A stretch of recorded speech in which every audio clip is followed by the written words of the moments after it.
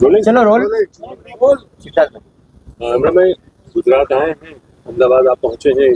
क्या सबसे पहले ये बताएं क्या मुख्य वजह है यहाँ आने की, और अनुभव पहले बताएं कैसा।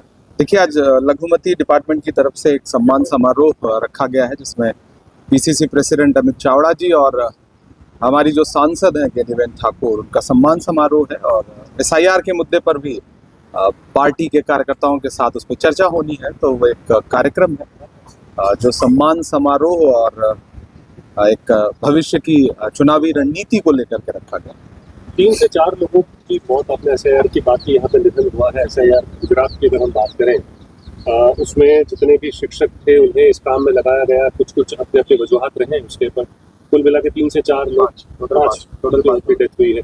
क्या आप कहेंगे इसके ऊपर? देखिए, एसआईआर जिस तरह से मौत की खबरें पूरे देश से, सिर्फ गुजरात ही नहीं बल्कि उत्तर प्रदेश से लेकर के बाकी राज्यों में भी, पश्चिम बंगाल में भी जिस तरह से लोगों की मौत हो रही है, बीएलओज की मौत हो रही है, जहर खा ले रहे हैं लोग, वो बताता है कि किस तरह से चुनाव आयोग दबाव बना रहा है और किस तरह से एक ऐसा टास्क उनसे पूरा करवाना चाहता है कि जो शायद वो पूरा करने में असमर्थ नहीं है। ऐसे में इस पूरी खूनी प्रक्रिया को चुनाव आयोग को एक बार समझना पड़ेगा कि आपकी कोई भी प्रक्रिया इतनी जल्दबाजी में क्यों है, जिसमें अब तक 26-27 बीएलओज और उससे जुड़े एसआईआर से जुड़े अधिकारियों की मौत हो चुकी है। और गुजरात में भी 5 मौतें संज्ञान में आई हैं। ये बहुत ही शर्मनाक है। चुनाव आयोग को इस पे जवाब देना पड़ेगा। अभी गुजरात बिहार में खास करके कांग्रेस की हार हुई है, तो कहीं ना कहीं एसआईआर पे ठिकरा फोड़ा जा रहा है। देखिए, ठीकरा फोड़ने वाली बात नहीं। चुनाव से पहले राहुल जी ने एसआईआर को लेकर के सवाल खड़े किए, विपक्ष ने सवाल खड़े किए, जितनी बड़ी संख्या में लोगों के नाम काटे गए उनको लेके पहले दिन से प्रश्न रहा है। चुनाव से पहले, चुनाव की हार जीत अपनी जगह है, लेकिन पूरा विपक्ष एकजुट होकर के एसआईआर के मुद्दे को लेकर के लगातार सवाल खड़ा कर रहा है।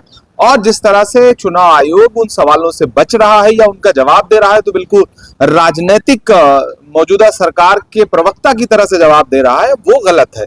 एक स्वतंत्र संस्था चुनाव आयोग, जिसकी विश्वसनीयता इस देश में लोकतंत्र की बुनियाद है, उसकी विश्वसनीयता बची रहे, विपक्ष वही प्रयास कर रहा है। लेकिन चुनाव आयोग को यह समझना पड़ेगा कि सरकारें आती जाती रहती हैं। आपका काम है लोकतांत्रिक प्रणाली में, चुनावी प्रक्रिया में जनता का विश्वास बरकरार रखना, जो इन दिनों आप रखने में असमर्थ रहे।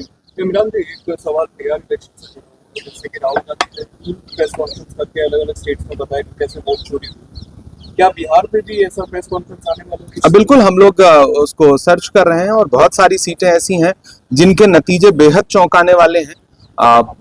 प्रत्याशियों के जो छोटे-छोटे दल थे एनडीए के गठबंधन में, उनके प्रत्याशियों के चुनाव निशान नहीं पता थे और उनको वोट जो है 1 लाख से ज्यादा आया है। कई बड़े नेता हैं भाजपा के जिनका वोट जो है वो टोटल 1,22,000। कई ऐसे जीते हुए प्रत्याशी हैं जिनका एक फिक्स संख्या है, लगभग उसके आसपास लोगों के वोट हैं। तो बहुत सारी सीटों पर बिल्कुल चौंकाने वाले नतीजे हैं और कांग्रेस पार्टी उस पर लगातार उसको मॉनिटर कर रही है और हम जरूर उस पर भी बातचीत करेंगे। और हमने जो पुराने, राहुल गांधी जी ने जो पुराने प्रेस कॉन्फ्रेंस की है, उस पर आज तक चुनाव आयोग कोई भी ऐसा जवाब नहीं दे पाई जो तसल्ली भरा हो। लगातार वो सवालों से भाग रहे हैं। खास करके कर्नाटक में सिद्धारमैया और मामला है, तो आप क्या कहना चाहिए? देखिए, कोई मामला नहीं है, ये आप मीडिया वालों का खड़ा किया गया मामला है और हम भी समझ रहे हैं कि ठीक है, आपको कुछ ना कुछ तो खबर चलाने के लिए कुछ ना कुछ मसाला चाहिए। वहां पर डीके शिव कुमार जी कांग्रेस के समर्पित नेता हैं, सिद्धरमैया जी अभी मुख्यमंत्री हैं वहां पर, और सरकार शानदार तरीके से चल रही है। ये जबरदस्ती का मीडिया का खड़ा किया गया प्रोपेगेंडा, कोई झगड़ा नहीं है। खुद राष्ट्रीय अध्यक्ष मल्लिकार्जुन खड़गे जी कर्नाटक से हैं, तो कर्नाटक कांग्रेस में, कर्नाटक की सरकार में कहीं कोई दिक्कत नहीं है, कोई परेशानी नहीं है। ये सिर्फ मीडिया का प्रोपेगेंडा है।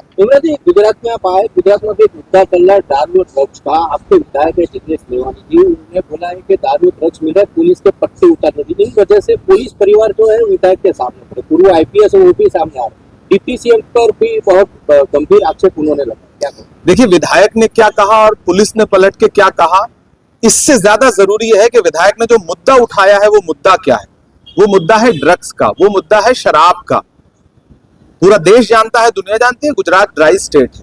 लेकिन इसी गुजरात में हजारों हजार करोड़ की ड्रग्स पकड़ी जा रही है और उनमें कौन गिरफ्तार हो रहा है, कौन भेज रहा है, कौन मंगवा रहा है, इसकी तह तक सरकार न जाने की कोशिश कर रही है, न इस पे बात कर रही है। ऐसे में वो जबरदस्ती का एक प्रकरण खड़ा ना किया जाए, जबकि हमें यह कहना है और पूरी कांग्रेस पार्टी को कहना है कि गुजरात के युवाओं को नशे की लत से कैसे बचाया जाए। विधायक ने एक इनिशिएट किया है, बाकी स्टेट की जनता भी उससे जुड़ रही है और ये मुद्दा बहुत महत्वपूर्ण है। मैं पूरे बिहार के लोगों से कहूंगा कि अपने बच्चों को गुजरात, बिहार दोनों स्टेट में इसलिए जोड़ रहा हूं कि दोनों जगह शराबबंदी और दोनों जगह इसी तरह का मामला आता है और दोनों जगह भाजपा की सरकार है कि आप कहीं भी घूमें, आप जहां चाहेंगे आपको शराब मिल जाएगी। बाकायदा खुले में बिहार में कई प्रकरण इस तरह के है, गुजरात में भी यही स्थिति है। ऐसे में मैं दोनों राज्यों में जहां भाजपा की सरकारें हैं और शराबबंदी का ढिढोरा भी पीटती हैं, मैं तो उनसे कहूंगा कि आप गुजरात में नशा कैसे आ रहा है, यहाँ के युवा नशे का शिकार कैसे हो रहे हैं, खतरनाक तरह के ड्रग्स कैसे आ रहे हैं, इसके पीछे मास्टरमाइंड कौन है, कौन से देश से ड्रग्स आ रहा है, ये सारी चीजें गुजरात के सामने रखे जाने की आवश्यकता है। जामनगर वाला केस से आप बखूबी वाकिफ हो गए, उसमें आपने की पोस्ट के ऊपर जो एफआईआर हुई थी उसको सुप्रीम कोर्ट ने भी अपनी बात कही। गुजरात के परिप्रेक्ष्य में अभिव्यक्ति की आजादी कितनी है, क्या है, उसमें क्या कहेंगे? देखिए, उस अभिव्यक्ति की आजादी कितनी है और यहाँ पुलिस प्रशासन का रोल कैसा है, वो तो सुप्रीम कोर्ट का, माननीय उच्चतम न्यायालय का मेरे केस के संदर्भ में जो फैसला है, उस फैसले को पढ़े जाने की जरूरत है और उस पर चर्चा होने की आवश्यकता है। सेमिनारों में, विद्यालयों में बाकायदा माननीय उच्चतम न्यायालय ने कहा है कि क्या 75 वर्ष बीत जाने के बाद हम पुलिस को यह बताएं कि अभिव्यक्ति की स्वतंत्रता क्या है, क्या हमें बताना पड़ेगा? तो मुझे लगता है माननीय उच्चतम न्यायालय के निर्णय की एक एक कॉपी राज्य सरकार को हर पुलिस स्टेशन को भेजनी चाहिए।